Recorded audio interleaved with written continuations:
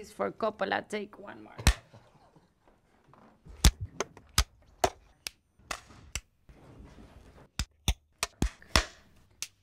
I'm sorry, Kat, that was very funny.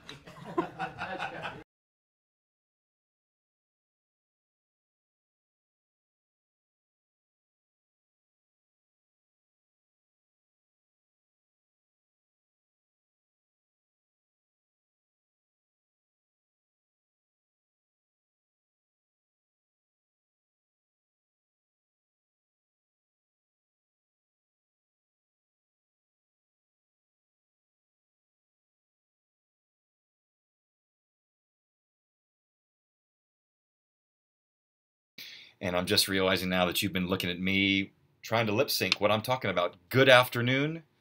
Once again, technical difficulties hound us, not because of the technology, but because of the one using the technology. So a good afternoon to you. It's Wednesday. It's looking rather threatening out this window. Surely there is something rapping at our chamber door atmospherically. And so we will press on and consider what it means to be in the fall and winter in Western North Carolina. Last week, we had some technical difficulties in capturing the things that we said based on chapter 4, verses 13 through 17. So this week is a redo. And I hope that you might indulge me on hearing from several of you who put questions in response to last week's sermon, or 2 Sundays ago sermon. So just to remind you of where that text was, it had a lot to do with imagining how providence shapes the way we think, the way we act, the way we plan.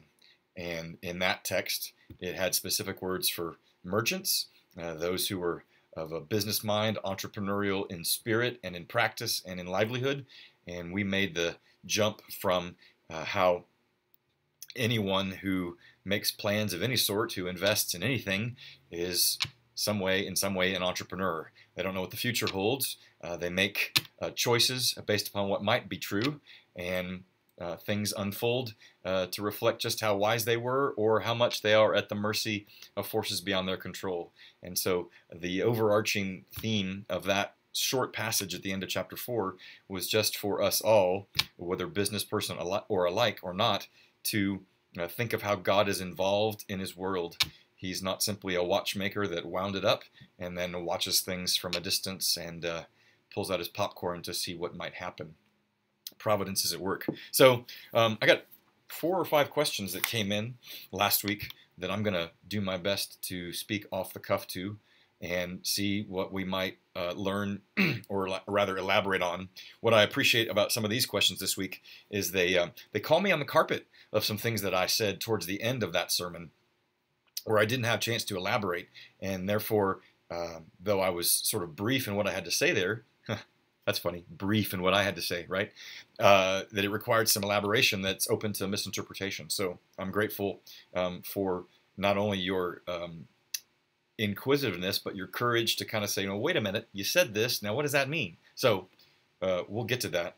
Let me jump in, though, to some questions that had to do with providence in general, and let's see if I can pull it up here in a way that you can see it and read it along with me. So here we go. Question number 1. If God's sovereign will is secret, is providence actually the revealing of God's sovereign will? If God's sovereign will is secret, is providence actually the revealing of God's sovereign will? Well, good question. If God's sovereign will is secret. On one count, it's absolutely true. What we know of what he has for the future, that's information only privy to him.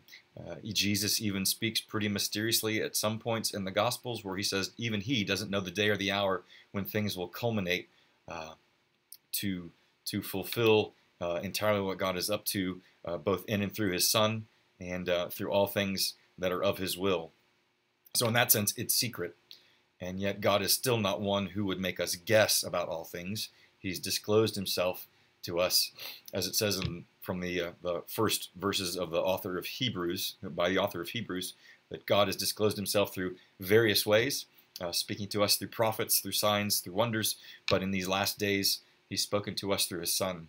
So that sovereign will is secret in one sense, and another way, fully revealed, or at least significantly revealed in what he does in the world, in his work, and most notably in his Son. So the word mysterion that Paul will use in the book of Ephesians, it's the word from which we get our word mystery. It's for Paul to invoke that word is not so much to say that God is a mystery or that his will is a mystery, but that God has something that he's planned that then is revealed at a certain moment. And so the mysterion is the unveiling of what he's up to. So God's sovereign will is secret, not entirely so. We see through a glass darkly, though, at all times, like Paul says in 1 Corinthians 13. There will come a day when we will see him face to face, where we will know him as we are fully known.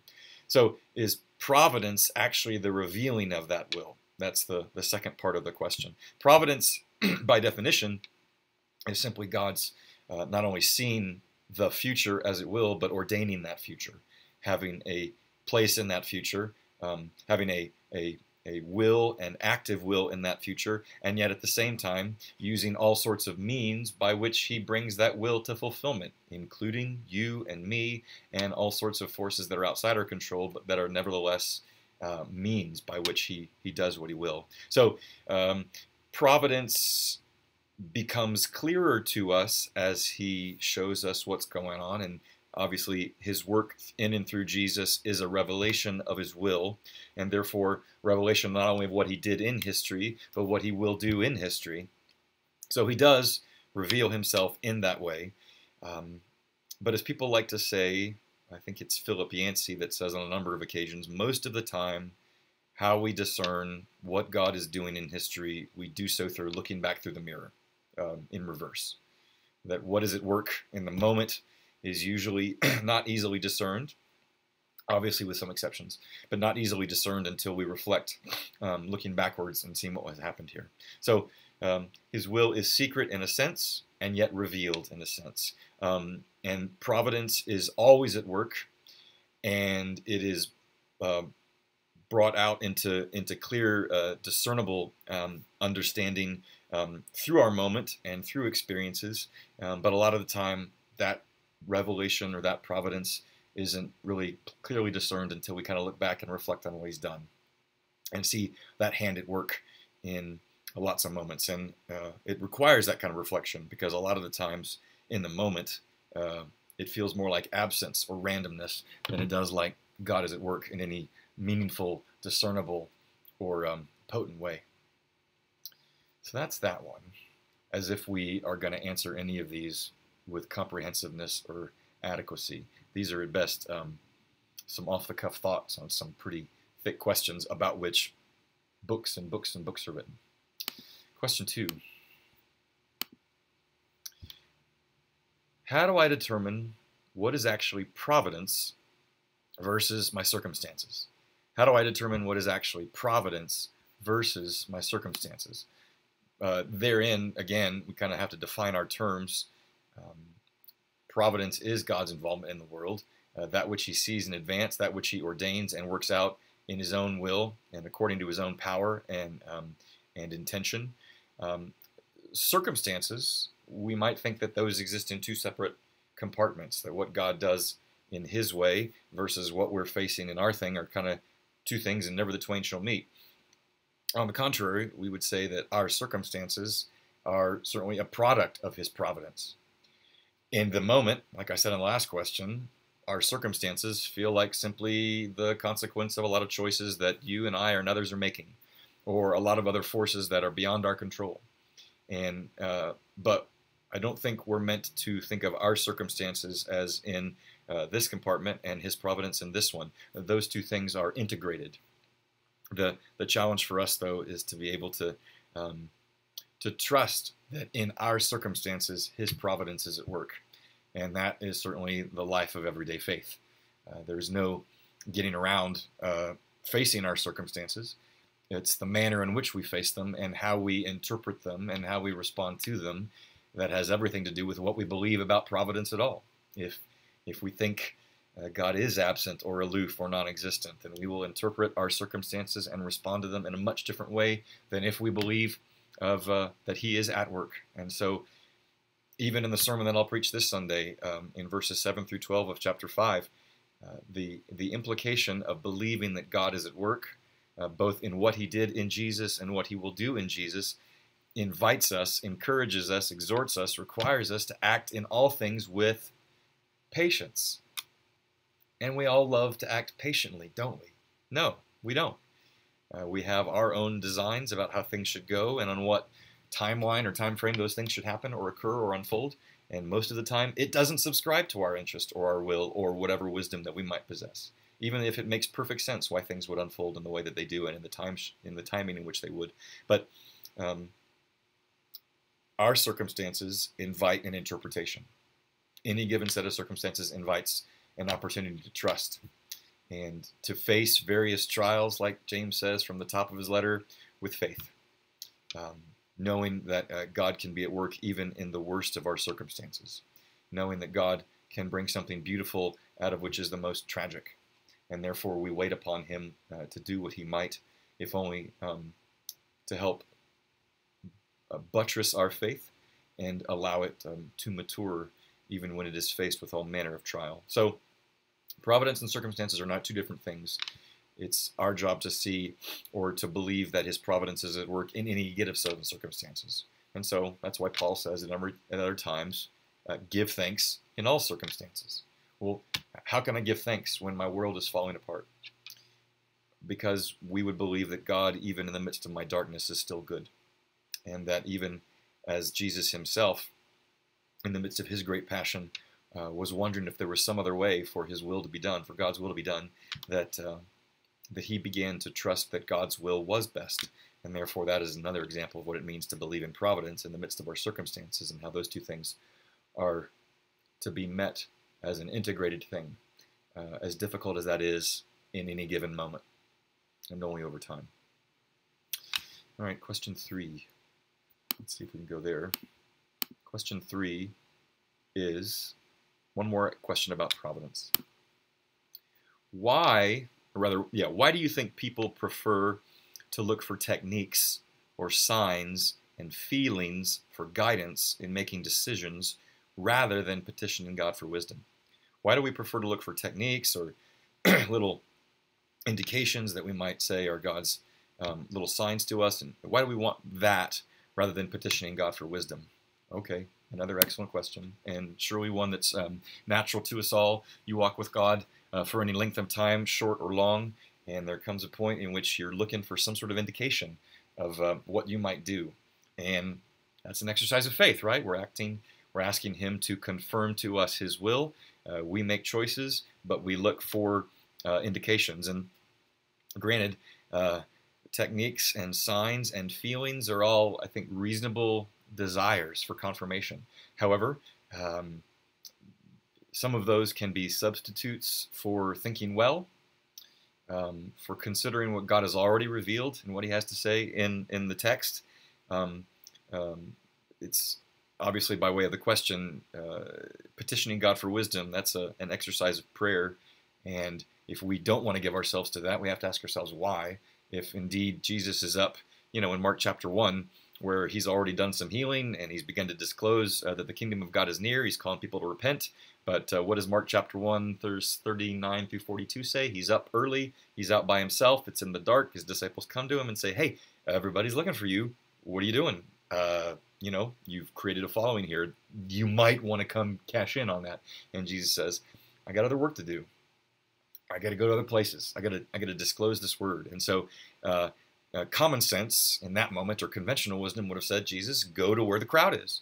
And Jesus is saying, yeah, I know. From one perspective, that sounds like the right thing to do. And yet, as a consequence of Him going and seeking His Father's will, He realizes I have a different priority. And so I've got to go in a different way, no matter how counterintuitive that way might have been. So if we're always looking for a little bit of a sign or something in the sky or some word that might come to us, those things in and of themselves aren't problematic, but when in doubt, go to what the text says, right? What has he said in his word? What might we find from him in prayer? What wisdom has he given to his church in those who are shepherds and other wise, mature people that we might consult in order to make a choice that's as wise as we know to do? Knowing full well that there are any number of things that might seem perfectly congruent with what a holy, wise choice resting in God's grace would yield, and yet something doesn't unfold like we thought it would. And therefore, to rest in providence is to realize that even the best choices might be met with great tragedy or great unexpected sorrow. And that's where we have to fall back to, is God still good? Has God still acted? Can God still be sympathetic to my way? And the answer to that question is yes. There are any number of moments in which we can't explain what we're facing at all. It makes no sense at all in the good, benevolent power of God. And yet, when we look to Jesus and we look to his familiarity, his acquaintance with suffering, then we know that whatever is afflicting us, we know one thing of God is true. It's not because he doesn't love us that he's brought us to this moment. Because even in his Son, whom he allowed to suffer, there was something that might have come from that. And so it's not as if God is uninterested or aloof to what we may be facing. So again, we can go down all sorts of different tributaries here to kind of unpack this question, but we go to signs and feelings because we would like something more efficient, more expedient. We like to get an answer quickly, and that's why we appeal to them. And sometimes those little things are in fact little things that are indications of how away we might go. But one book that was helpful to me that I read a bunch of years ago was a book by Dallas Willard. He was a philosopher and a Christian from the University of Southern California. He wrote a book that I think the title was Hearing God.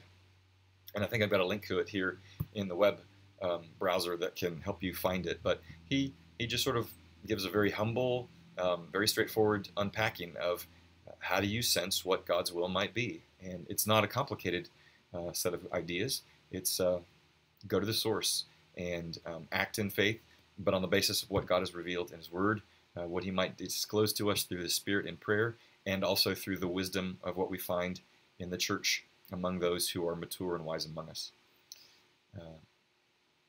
There will be no technique. There will be no sort of ready-made fleece that you can put out that would confirm to you with absolute or even significant confidence that what you're doing is wise. All right. The last two questions, like I alluded to earlier, are wonderful in that they kind of call me on the carpet for some things I said towards the end of the sermon 2 Sundays ago, specifically about the application when it came to observing the Sabbath and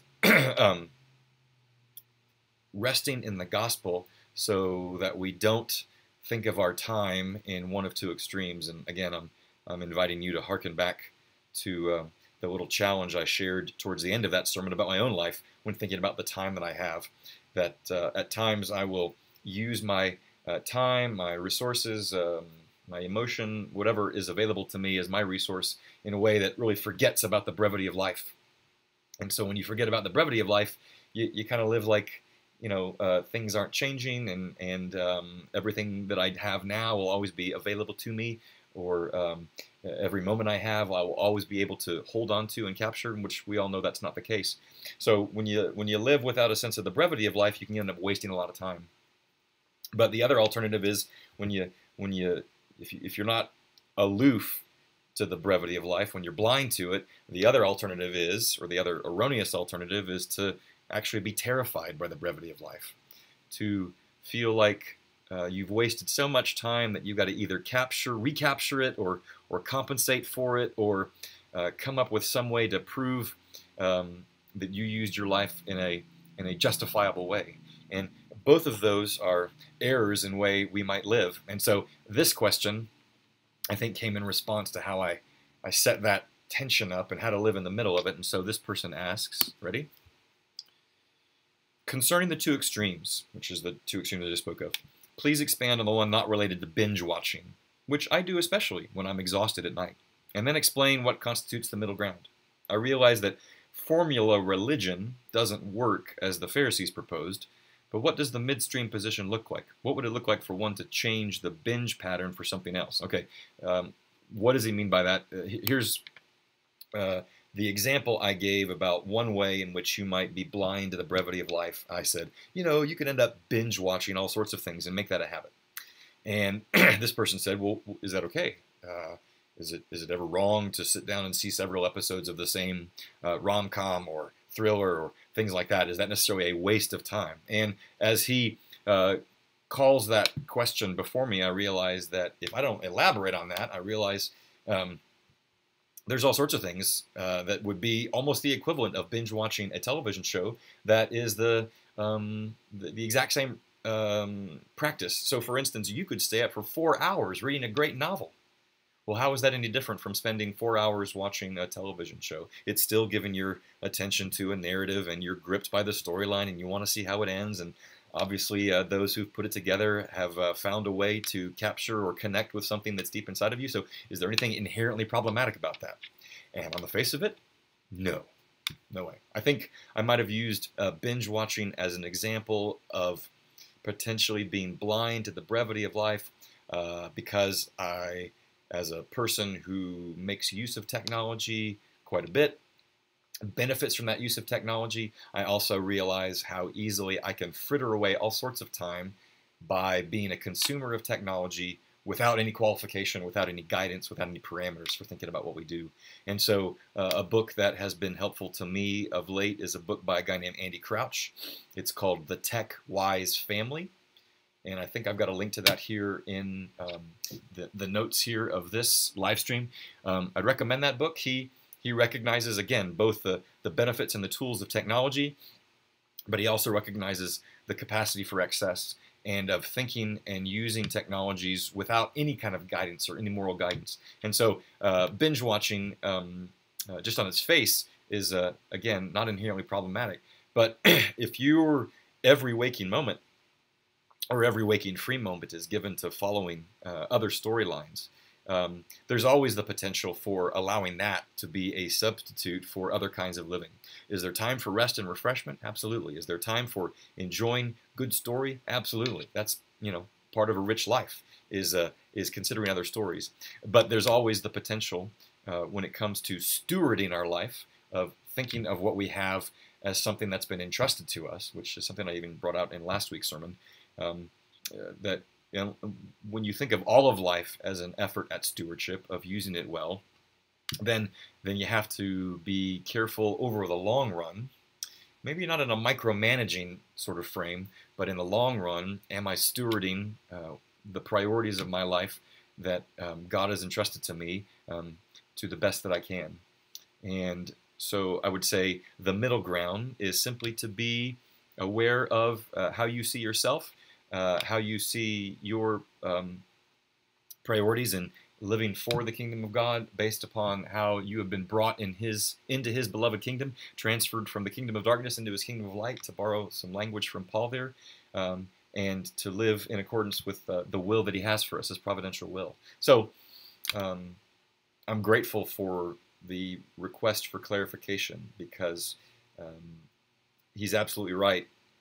You and I can end up creating a whole laundry list of things that we ought not be doing, or a whole laundry list of things we ought be doing, and we think that's some sort of substitute for living with attentiveness to God's providential will. And that, in fact, is a pharisaical way of approaching all that we have. But when it comes to stewarding our life and thinking of all of the resources available to us, I think to live between those two extremes is to recognize our need for rest and to make use of that time to restore ourselves, but also then to give ourselves to what is within our purview of responsibility of love toward the Lord and love toward one another. And from that, we avoid the pitfall of so micromanaging every moment that we have to kind of structure every single second or hour of our day. That's one error. And the other one is never to give thought to the life that we've been given, and so therefore to make the most of every opportunity while also finding a time for rest.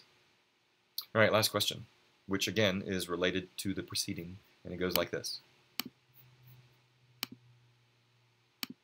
I promise. Question 5, last question. You mentioned the pray and play on the Sabbath.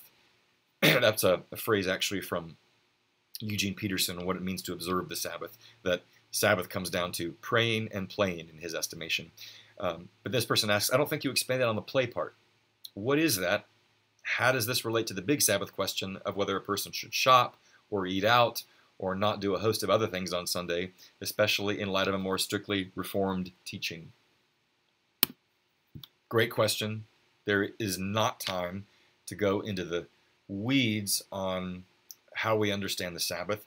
This person is quite right in saying that the tradition from which we come, the Reformed tradition, and especially within our denomination, that takes its cues primarily by way of its constitution from the Westminster Confession of Faith. And of the various views on what it means to observe the Sabbath, the Westminster Confession represents the most strictly Sabbatarian view.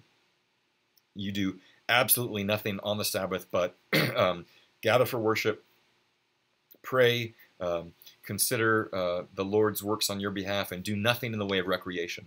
That's the very strictly Sabbatarian view, and it's kind of what you see illustrated in Chariots of Fire. Eric Liddell represents that guy that, he doesn't run on the Sabbath. That's that's contravening God's intentions for him on how he's to use the Sabbath. That's a very strict way, and that's where our denomination's heritage finds itself. However, even John Calvin himself would argue that the Sabbath, there is greater flexibility on what one might do. He didn't even necessarily insist that the Sabbath be observed on a particular day of the week, just that the Sabbath as a principle of attention would be honored for us all because it's for our good, and which is certainly in line with where Jesus says that the Sabbath, the man was not made for the Sabbath, Sabbath was made for man. It has a point and it's a purpose, and it's not simply for our compliance with it, it's for our benefit from it. So I'm not going to get into the weeds here about the lists of things that might fit within the observance of the Sabbath and the things that might not. I will say this, that when it comes to the play part, I think the Sabbath, the responsibilities to the Sabbath are threefold. One is preparation. The Sabbath isn't just done. There's a certain preparation for it. By that I mean what you need to do for the rest of the week that you need to give up on that Sunday, you have to prepare for that. You got to get done on Saturday or before so that you can relax and refresh yourself on a Sunday. It also means you don't stay up till 4 o'clock in the morning and think that you're going to be at your best to be able to give to the Sabbath what it properly calls forth from you. And so that sense, abstention, or rather preparation, is one thing. And then secondly, it requires attention. And so you don't stay up till 4 o'clock because on the morning or the day of the Sabbath, you want to give your full attentiveness to what is meant to be a nourishment to your whole self, especially to your soul. And attentiveness is not something you just sort of flip on. It requires strength, it requires focus, it requires commitment, it requires humility. And attentiveness is how we derive or receive what we're meant to from what observance of the Sabbath is. And therefore, if attentiveness is required of us, then that necessarily entails abstention. Some things that you don't do so that you can give yourself to other things. To borrow an economic phrase, there's the idea of opportunity cost.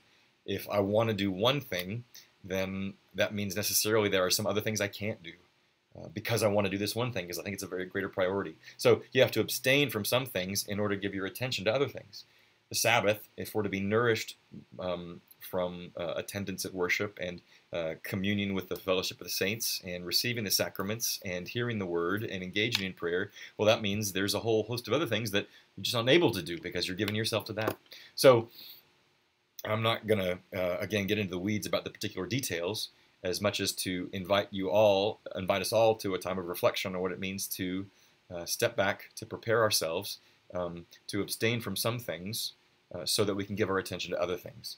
And so when Eugene Peterson says the Sabbath is primarily about praying and playing, he knows full well that what we face Monday through Saturday necessarily or inevitably will invite us to reflect and to bring the struggles, the opportunities before God, and to wrestle with that. Not simply to sort of offer a token few words that feel more like checking off a box, but giving our full attention to Him and expressing what is inmost in us and making request. That's not new. That's not an obscure or ambiguous idea from what we find in Scripture. It's very explicit. Cast your cares upon Him. In everything with thanksgiving and supplication, let your anxieties be made known to God. Be not anxious about anything, but in everything with let your request be made known to Him. So again, not complicated work, but it does require that we pray. But it also means that we have to play. If we are never playing, if we are never taking refreshment, giving our bodies rest, giving our minds rest, giving our attention to all manner of good things that we do during the week of rest, then we're taking ourselves and our things too seriously and not taking the Lord's interest in our well-being seriously enough. So it doesn't get, my answer there I know doesn't get too detailed into those particular aspects of the way in which we might play, but I think it does help us speak of the spirit of observing the Sabbath. The question you must always ask yourself is, am I honoring the Lord in what I think He means, what good He means for me in taking a rest and giving my attention to things that do matter over the long haul? And I think that will give you some guidance in how you might otherwise spend a Sunday around here. Okay, that's a lot, and that's just from 5 questions. So I'm grateful to you who brought in whatever questions that you might have had, and we'll keep doing this for as long as people show an interest in asking questions.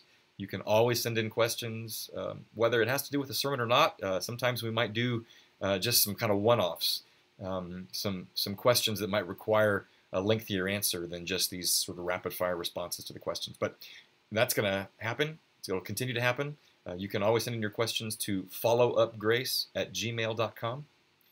Followupgrace@gmail.com, and we'll continue to do that. So grateful for you giving the time to this, and peace be with you.